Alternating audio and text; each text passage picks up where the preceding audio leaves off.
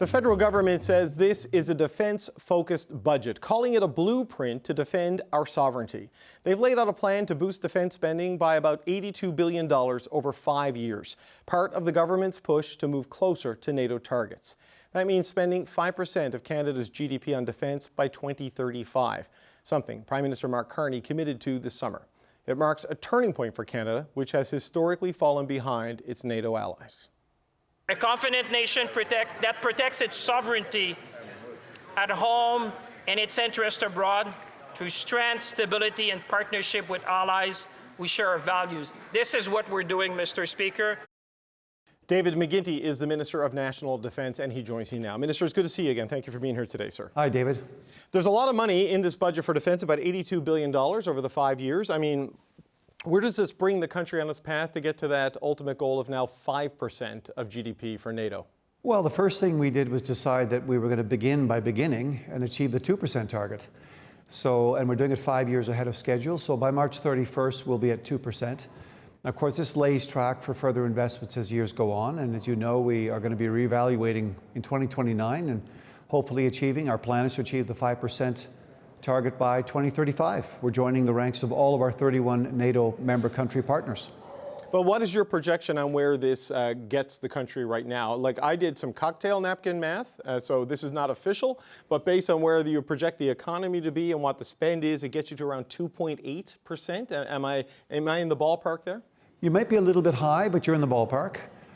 Slightly over 2, I think, is where we'll end up by the end of this process. But look, these are really necessary investments to make, David. I've had a chance to be touring around on 10 different military bases in the country. I've seen our operations overseas. We've got to bear down and look after the women and men of the Canadian Armed Forces, give them the equipment they need, the housing, the kit, the ammunition, the tools, childcare, healthcare. We owe it to the women and men of the Canadian Armed Forces, and that's exactly what we're doing. Okay, so it would only be a little bit over 2.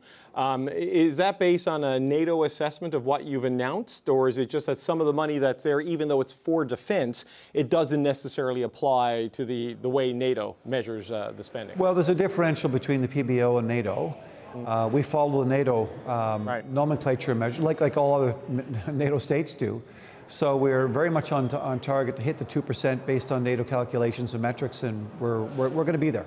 Okay, but at the end of the 5 years in this budget, I mean, because the $82 billion is over 5 years. Like, I know you think you're going to hit the 2% by the end of fiscal or around there, but when you get to the end of what is in this budget horizon, what are we looking at? Is it 2.5, or is it just like 2.1, 2.2? Well, that obviously depends on the size of the economy. Right. And as we grow the economy and make these important, deep investments in making sure that we can really hyper-stimulate a sector like defense to create the jobs and the wealth and the investment that we intend to, and we're confident we can, I think this is going to have a bearing, of course, on those numbers. It's hard to predict. Okay.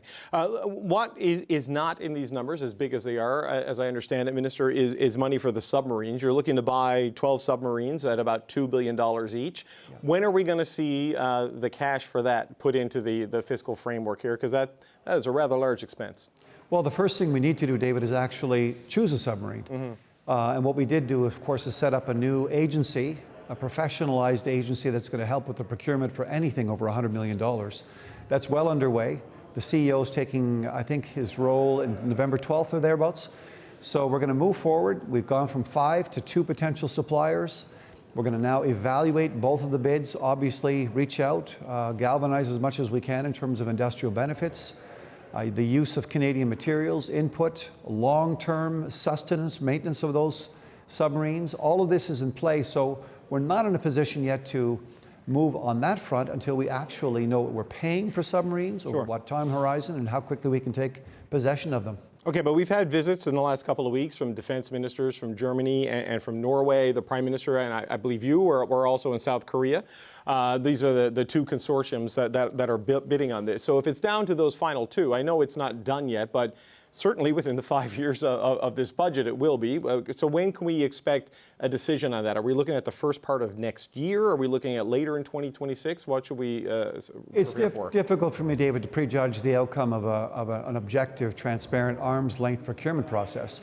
But you can rest assured, and Canadians can as well, that we're going to try to get as many benefits as we possibly can out of this purchase.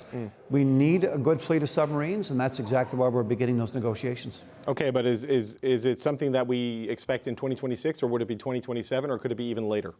I'm going to wait and see what the agency does. We have a new CEO and a great team, so I'm confident they'll be moving on it very quickly. Okay, they're going to look at buying equipment. The budget also talks about retiring equipment as a cost-saving measure. What are we talking about there? What are we looking at taking out of operation in terms of what the CAF is currently using now and won't use when these measures are put in place? We'll be retiring a number of large pieces of infrastructure. For example, aircraft that we're no longer relying on, some helicopters. And I think also it has a bearing on the existing fleet of submarines. Okay, because right now I think only one of them is operational, right? So why keep throwing good money after bad? Is that the idea? That's the idea. Just mothball them entirely? That's the idea, that we have one that right now is in dry dock being repaired. We have one that's actually in full use. So it's a question now of, we'll take our lead from the Navy Admiral and the operational experts there, but that is exactly the idea. We're going to retire some of these fleets that just simply are costing us money as we prepare to take possession of better equipment for the women and men of the Canadian Armed Forces. Okay, so as you look to buy equipment and kit out the CAF, you're also looking to drive economic growth through the defence industrial policy that is being developed, and have Canadian companies take advantage of this potential boom in defence spending. The Canadian Association of Defence and Security Industries, CADSE, which you know well, they said the budget provides the initial indicators for industry to position itself for new investments. But to raise capital, hire workers, or expand production lines, companies still need details of what the government will buy, how much, by when, and how it will preference Canadian suppliers. So if you want them to scale up to take advantage of this, they need a bit more information. When can they expect it? They can expect it as soon as we've got it done. We're working very hard on the defence industrial strategy. We've consulted 17 allied countries. We've reached out and we've engaged over 1,000 companies and organizations who have traction in this area. I'm meeting with more capitalists, venture capitalists next week to get a better sense of the design of the features of this strategy. Obviously, we'll have a lot to say about the sovereign capabilities. Where do we need to invest? What kind of equipment? What are we really good at? Where's our comparative advantage? This has been in the works now for several months, and I really do appreciate CADSE's concern, and we will meet those questions when this overall initiative is announced. Okay, but like, what kind of a horizon are we talking on here, Minister? Like, the budget, it has a lot of big dollar amounts and commitments.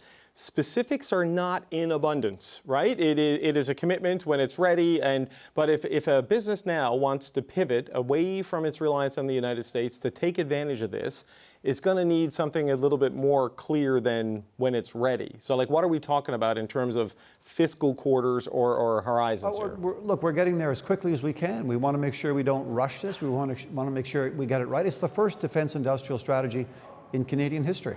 So we're very concerned about making sure this is properly aligned between the public and the private sectors. We're looking at setting up a series of top secret classified lab settings so we can conduct research together. We can get the intellectual property, we can own it, we can participate in different ways. So we're getting to the end of this process, David. It's very encouraging.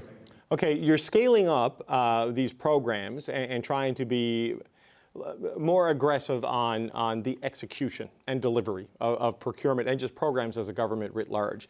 And while you're doing that, you're cutting the size of the civil service by about 10% over the horizon of this cost reduction exercise. How do you do a better, more efficient job with 40,000 fewer people doing it?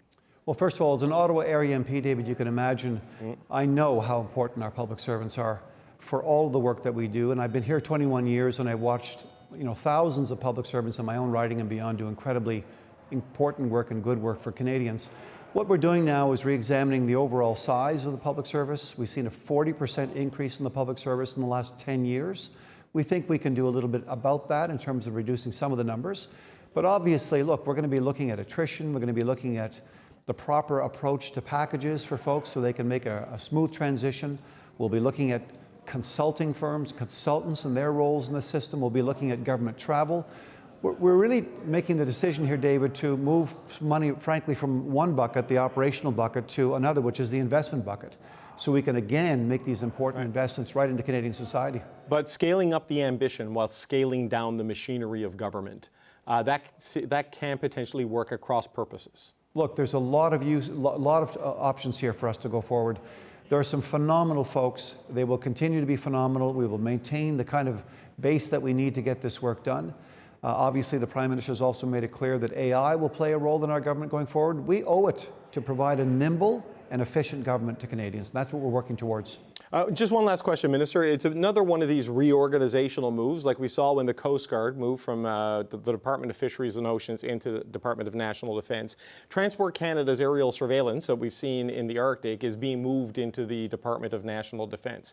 Does that mean they're going to now become part of the Air Force? I mean, how will that work? And a service that's been cut back, will that now be built out as part of the Arctic sovereignty agenda? Well, listen, the Canadian Coast Guard is going to continue with its important responsibilities in search and rescue and monitoring and conservation work. We're going to be amending some legislation to give it some ability to help us with intelligence collection and security roles. Not that much is changing except on that front, David. I don't think we're talking about making the Canadian Coast Guards, fully armed up. We're not vessels. Right. We're talking about using our Canadian Coast Guards to be able to connect to our overall system of tracking what's going on in our country, what's going on continentally, what's going on in the Arctic. Very important going forward. So I think stay tuned. You're going to see more details about how this is being implemented. So the Transport Canada aerial surveillance, just for clarity, like I understand what you're saying about the Coast Guard, but the Transport Canada issue, will those be military planes now? Or is it just going to, how will they be part of the Canadian Air Force? Well, that's Transport Canada will continue doing what I understand what Transport Canada is doing. So we'll see how this all comes together. We just took our folks, 6,000 strong from the Canadian Coast Guard, and brought them into the defence family. So obviously we're looking to make sure that things are streamlined and we get the most coherent approach to security, intelligence, conservation, search and rescue and beyond. And that's exactly what we're working on. Okay. Minister of National Defence David McGuinty, we appreciate the time. Thanks for being here. Thank you, David.